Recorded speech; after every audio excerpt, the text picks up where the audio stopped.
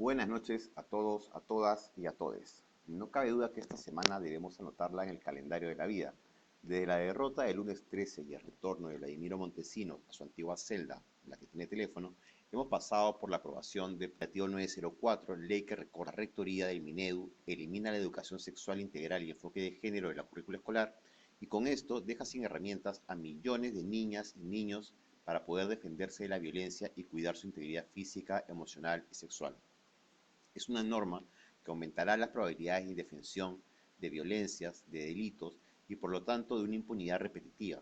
Es muy grave desde quienes miramos el fenómeno de la seguridad ciudadana y es contraria incluso a varias políticas públicas ya aprobadas. Es igual de grave que se aprobara la Ley 31494 que permite que los comités de autodefensa y desarrollo puedan armarse. De esto hablaremos más adelante. Pero lo que ha sido un hito en el continuo y fétido blindaje congresal es el archivamiento e imposibilidad de que el Ministerio Público pueda investigar al señor Merino, Rodríguez y Flores por la violencia estatal ejercida en los sucesos de diciembre del 2021, porque la Constitución de 1993 no permite que cargos públicos como los que tenían estos caballeros puedan ser vistos por la Fiscalía si no pasa primero por el Congreso. Amén. Incluso, el Congreso tuvo una maratónica sesión hasta las 5 de la mañana en donde se pusieron varios temas, principalmente agrarios, con un claro toma y daca de las perlitas aprobadas en la semana.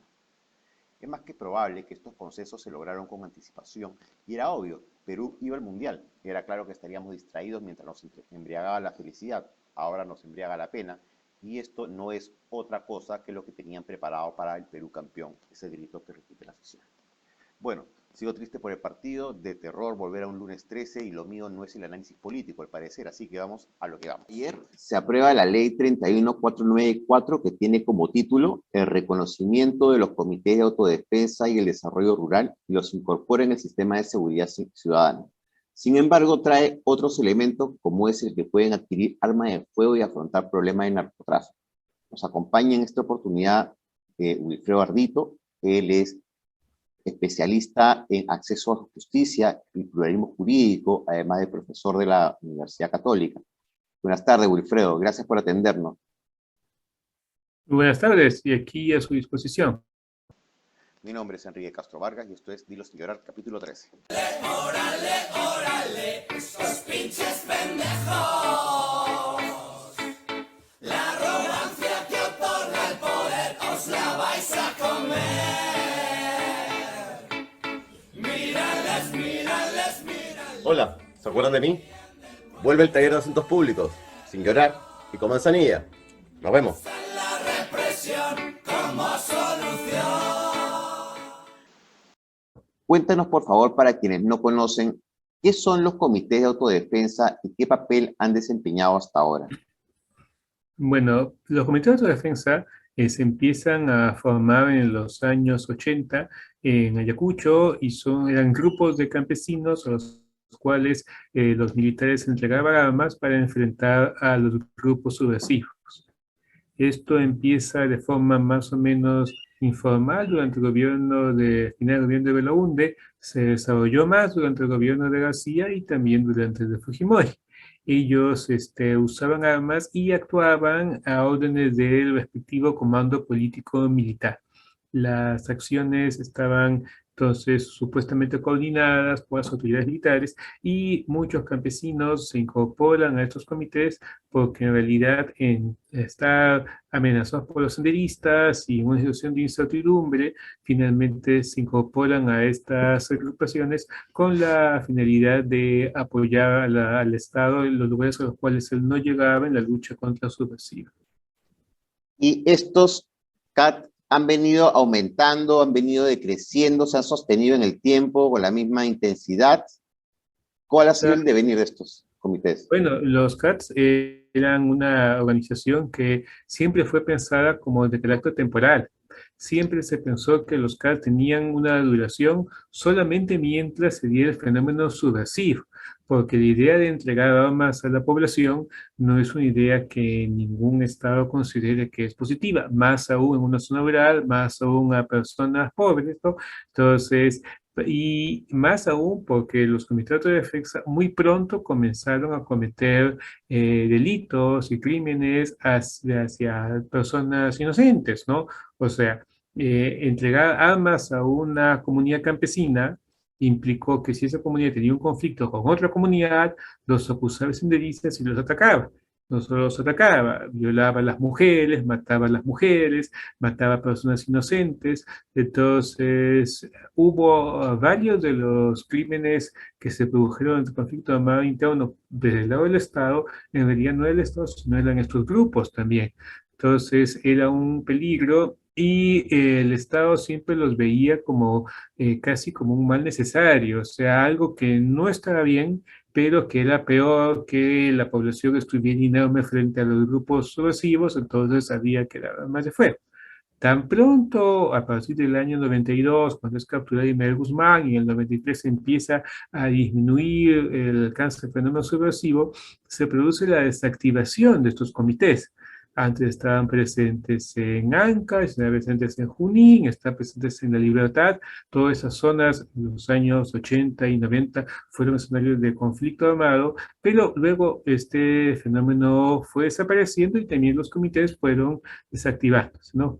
Es bastante sorprendente que más de 30 años después se pretenda reactivarlos como si las zonas rurales estuvieran a merced nuevamente de una amenaza subversiva.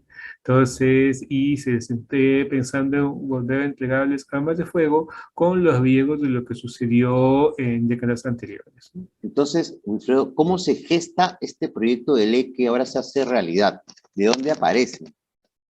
Bueno, algunas personas habían pensado que quien estaba detrás era el gobierno de Castillo e inclusive comparaban estos comités con estos grupos que defienden al gobierno de Maduro, que defienden al gobierno de Ortega, que defienden a otro tipo de gobiernos autoritarios. Entonces parecen grupos de pseudo espontáneos de la población que en realidad son grupos vinculados al régimen, ¿no? Algo así como grupos de paramilitares.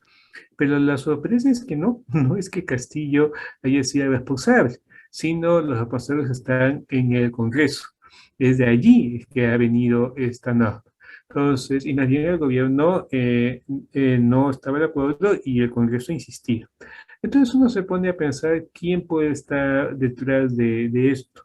Lo que yo creo que está detrás es toda una concepción de la seguridad que es muy parecida a la que hay en otros países. Por ejemplo, en Estados Unidos, la idea de las armas de fuego se ha visto como una necesaria para protegerse de, entre comillas, lo que ellos llaman los sujetos malos, la gente mala que amenaza a la población. Bueno, ya sabemos que todo eso genera al menos 100 muertes violentas al día en ese país, ¿no? Por la cantidad de armas de fuego.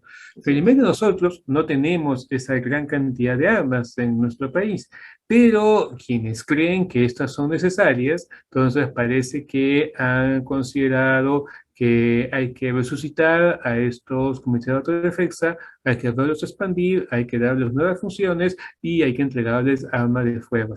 Entonces, creo que es esta concepción que se ha dado desde el Congreso y me parece que esta es una de las medidas más graves que ha promovido el Congreso, ha promovido muchas que son muy discutibles o condenables, pero esta me parece que es la más grave, la que genera más riesgos para la población, porque... Ahora, Wilfredo, yo creo que si es que hubiera sido en términos de solo seguridad ciudadana, pues aunque fuese un error, el error lo hubieran llevado hacia el Callao, hacia La Libertad, hacia Lima Norte, que son lugares donde se concentran los delitos, ciertos delitos violentos.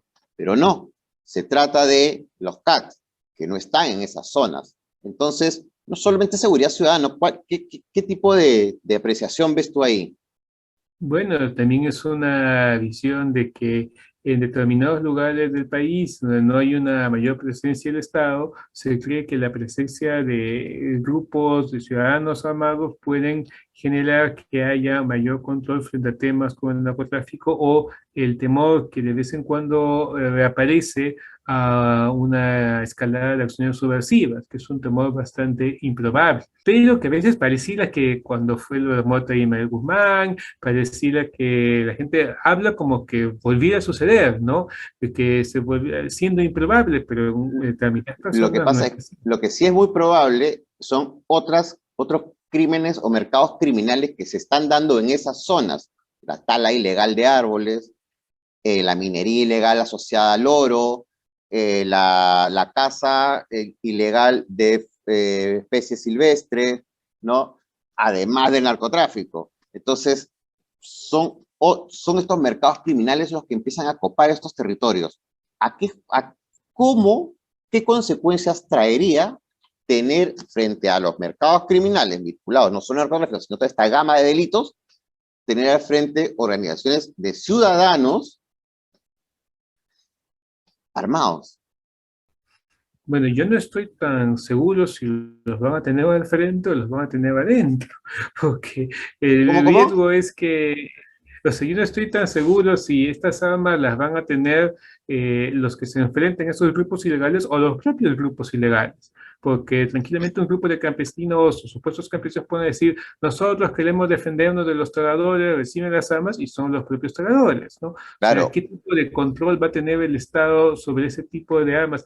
Con todos los defectos que hay en el tema de armas en Estados Unidos, estamos hablando de zonas donde no hay presencia del Estado, donde no hay forma que se pueda detectar quién es este grupo y qué legitimidad tiene, donde ya no, las Fuerzas Armadas no tienen, digamos, los controles que tienen los comandos políticos militares, entonces es bastante incierto cuál va a ser el destino de las armas y el control que se vaya a dar sobre ellas. Y es lo que decías tú, es que no es que sean zonas muy tranquilas, es zonas donde hay problemas de mucha informalidad, problemas de ausencia del Estado. Ha habido en los últimos años la muerte de varias personas indígenas que defendían sus bosques. Entonces, es una situación de bastante incertidumbre, ¿no? Y el otro problema es que también los campesinos nativos van a terminar convertidos en carne de cañón. O sea que ellos,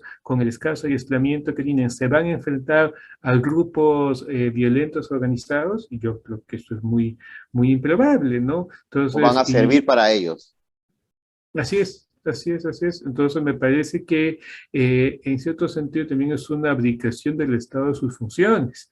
El Estado es el que tiene que enfrentar a estos grupos, no es darle armas a la gente para que se defienda de los mineros ilegales cuando no lo van a poder hacer o se van a enfrentar a que ellos mismos los maten, ¿no? Entonces es una situación de mucha irresponsabilidad y yo creo que esta norma ha debido tener un mayor debate público, debate además con las organizaciones que efectivamente ya existen. Ya existen bandas campesinas, ya existen pueblos indígenas, ya existen comunidades, ya existen organizaciones comunales, ¿no?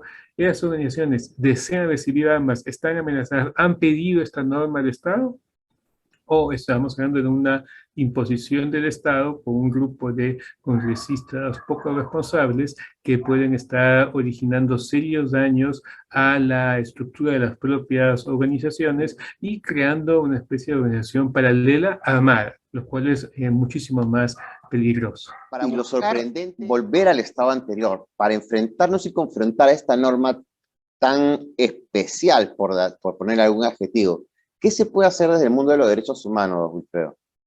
Bueno, yo creo que hay que plantear o que la norma sea derogada o que se corrijan los artículos que se refieren a las armas o que en la reglamentación, que lo tendría que hacer, que parece que es el Ministerio de Defensa, tenga requisitos muy estrictos para evitar que esto se vaya en las manos, que solamente en algunos lugares donde todavía están estos métodos de defensa antiguos y con muchos controles se pueda permitir su participación. Pero no me parece que esa es la vocación de la norma. La vocación de la norma es extender la figura del Comité de Autodefensa a todas las zonas rurales, ¿no? Y allí, Exactamente. pues, es una responsabilidad del Ministerio de Defensa en el reglamento evitar ese tipo de excesos que podrían sobrevenir. ¿Cuál es el sentir de las poblaciones amazónicas ahorita respecto de los problemas que tienen en sus territorios? Bueno, yo creo que han emitido varios pronunciamientos de protesta, han señalado sus críticas a la norma, han señalado los peligros que la norma les genera, y yo creo además que se vulnera otro principio, que es el principio de consulta previa a los pueblos indígenas, andinos y amazónicos, frente a toda decisión que les afecta, que es una decisión que les afecta profundamente. Entonces, el convertir a los indígenas en paramilitares o grupos armados, eso es algo que al menos debieron consultar si lo quieren hacer o no, porque tiene en juego su propia vida. Entonces yo creo que esta norma podría ser revisada, podría plantearse una acción de constitucionalidad sobre el tema de la consulta previa, o en todo caso debería plantearse que los organismos de derechos humanos y las organizaciones también hagan llegar al Ministerio de Defensa todos sus planteamientos para que los efectos negativos de esta norma sean disminuidos, ¿no? Y de en ninguna manera se puedan permitir nuevas violaciones a los derechos fundamentales. Sí, mi impresión es que dentro del Congreso hay un sector muy autoritario, un sector que responde a la población que tiene este discurso autoritario, y como tú decías, hay fenómenos que se dan en las zonas urbanas de violencia que impactan mucho en la población y también en estos congresistas, ¿no? Entonces, es muy posible que por ello hayan buscado una salida mucho más sencilla, militarizando la población, sin analizar los problemas de fondo ni analizar las consecuencias. Señalo nuevamente que es un tema de irresponsabilidad y que ya podemos ver en otros países las consecuencias que ha tenido, digamos, el empleo indiscriminado de armas por la población civil. Entonces, creo que estamos a tiempo para generar un debate al respecto y para impedir que se produzcan tragedias como la que ocurrió hace unos días en Atico, o que tengamos un nuevo situación de conflicto como los de Bagua. O sea, si la población va a tener armas de fuego con tantas demandas sociales, con toda la situación de crisis que hay y de anomia, digamos, las consecuencias pueden ser irreversibles, ¿no? Y todavía estamos a tiempo para que esta norma que ya fue publicada pueda ser corregida y sus efectos puedan ser minimizados en aquello que pueda afectar a la población. Muchas gracias, Wilfredo. Seguramente vamos a tener otra oportunidad de conversar. Creo que el tema armas, portabilidad, normatividad, utilidad dentro de la sociedad que quiera ser pacífica o no, o buscar desarrollo con armas, es un tema pendiente, como país nos lo debemos. Muchas gracias, Wilfredo, y nos estamos viendo muy pronto. Bien, muchas gracias y estamos a la hora. Chao, un gusto. Como mencionamos en el capítulo 12, poner el foco en los delitos ambientales es en el Perú una prioridad frente a la regulación corrupta de nuestros recursos naturales, que viene generando una cadena de delitos y una serie de actos violentos. Lo que vimos en Arequipa no es menor, ni lo que señalan informes internacionales de lo que viene ocurriendo en la Amazonía peruana con la tala ilegal y la minería y la caza de animales, que se atiende no solo con la actuación operativa, que se resuelve con mayor fiscalización y control, sino que existe una persistente actuación corrupta en el Estado, en colusión y participación de empresas formales que se encuentran en la cúspide de la pirámide criminal. Restaurar el orden es evidente, pero es una idea básica, y otras veces es más bien una estrategia de distracción y un negocio armamentista. La norma que estamos comentando con don Wilfredo Ardito tiene relación con, sí, claro, esta idea de fortalecer la idea de control y orden, pero está sumada o está instalada en esta dispersión de problemas medioambientales ligados con el funcionamiento del crimen organizado, garantizando con ello un escalonamiento del delito, la muerte y las violencias. El reciente estudio de Inside Crime se presenta algunos hallazgos, además, que se vienen visibilizando en la estrategia de El Salvador, en donde tampoco existe transparencia para llevar adelante una evaluación rigurosa. Sin embargo, ya se viene exponiendo lo siguiente. Varios niños han quedado huérfanos porque la policía se ha llevado a su papá y a su mamá y son la pandilla quien los acoge. Varias mujeres se han suicidado porque tienen hijos detenidos. Se ha generalizado de facto que las madres sean mujeres jefas de familia. Personas que lucharon por salir de la pandilla han sido encarcelados por tener tatuaje, tener cortes, declaraciones de otros y otras opciones que entrega la ley terrorista que liga el terrorismo con la pandilla, dejando el mensaje no hay salida. La movilidad en la actualidad es un riesgo en las comunidades marginadas. Ir al mercado, ir por comida, ir a comprar. Ahora mismo ya no queda claro qué cosa es ser pandillero. Las actuales leyes permiten la detención y el encarcelamiento de personas que han colaborado, apoyado o tenido algún tipo de vínculo con la única organización existente en el territorio. Está instalado ya un estado de terror en El Salvador. Los menores de edad que están ingresando a las cárceles están siendo sentenciados a penas muy largas y tienen que verse desde ya obligados a ser parte de alguna clica o algún grupo si es que quieren sobrevivir las largas penas, en algunos casos de 20 a 30 años, de sentencia a adolescentes pandilleros y pandilleras. Si sobreviven a la prisión, no cabe duda que serán pandilleros. La confianza en el gobierno de quienes quedan afuera y de quienes quedan adentro se ha roto. Se ha distanciado más. Estamos viviendo paradójicamente en un incentivo acelerado para el reclutamiento y sobre todo el entrenamiento en pandillas. ¿Del lado de quién están aquellas personas que elogian estos modelos y sistemas? No se podrá sobrevivir sin ser pandillero y esto beneficia evidentemente a la pandilla y al crimen organizado. ¿De qué tipo de...? Al mirar este modelo y amenazar con traerlo, no voy a adornar las palabras. Es bastante despreciable respecto de la vida de quienes se exponen y se van a exponer y se ponerse en riesgo frente a estas políticas penales de control y represión. Y barrio, que nos digan que no se puede ser. Es súper sorprendente lo que nos está pasando en la actualidad. Y disculpen que vuelva a mezclar el análisis político con la seguridad ciudadana. Pero hoy en día, para atender los problemas locales, los delitos comunes, es inevitable no mirar los sistemas de decisión política que están ocurriendo. Es inconcebible que nos digan que no se puede seguir una persona si no hay una orden de fiscal cuando vivimos en un estado de emergencia y las libertades individuales están limitadas hace bastante tiempo. Nos están mintiendo descaradamente y no existe una respuesta ni política, ni jurídica y vergonzosamente mucho menos social. Aquí estamos preocupados más bien por Rafael Cardoso y su eliminación de Esto es Guerra en una además asquerosa dictadura televisiva de un tal Mr. G.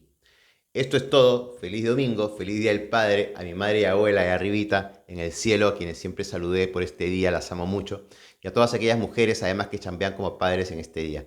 Feliz día para todos.